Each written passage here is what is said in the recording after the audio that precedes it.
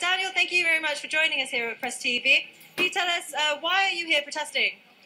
Yeah, we're here because this is an absolutely ludicrous example of brinksmanship. I mean, Theresa May, deeply unpopular Prime Minister, is threatening not just Syria, but Russia and Iran, two of the key allies of Syria that have been helping fight the terrorist forces over the last 6-7 years.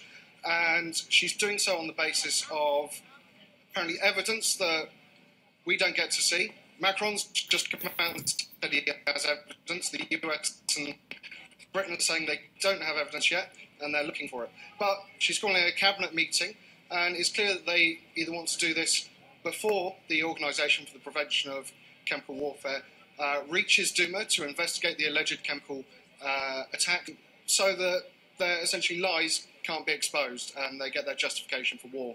Also, two serious issues you raised there. First of all, the lack of evidence over the alleged chemical attack. Of course, the Syrian government denies this. And the second, of course, being that Theresa May has refused to call Parliament to vote. What do you make of this action?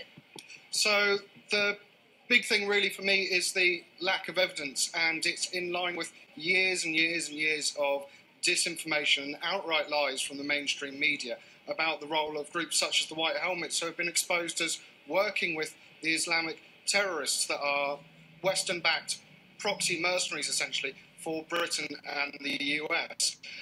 And for years, these guys got weapons on innocent people. This is Iraq War, and for the alleged weapons of mass destruction in the Second Iraq War. They lied about Libya as well. They lie time and again to justify wars of conquest and expansion because they need to access these new markets and these new resources. They don't care how many human lives it costs and what destruction they leave in their wake. So, I mean, on one hand, I'm very concerned for the people of Syria who are close to resuming to a normal life after years of war against these largely foreign invaders, and for ourselves as well, because she's provoking war with Russia. Thank you very much, Daniel, for your views, and he's here to join the protest.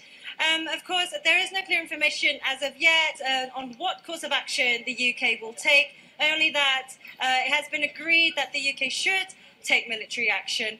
And, of course, the opposition to the Labour leader party, Jeremy Corbyn, has accused Prime Minister Theresa May of merely just waiting for instructions from Donald Trump. So it looks like we'll have to wait and see what happens. Back to you, Akara, in the studio. All right, Camille, thanks very much for your reporting for us from there, right at the venue of a protest taking place in London against any potential war on Syria.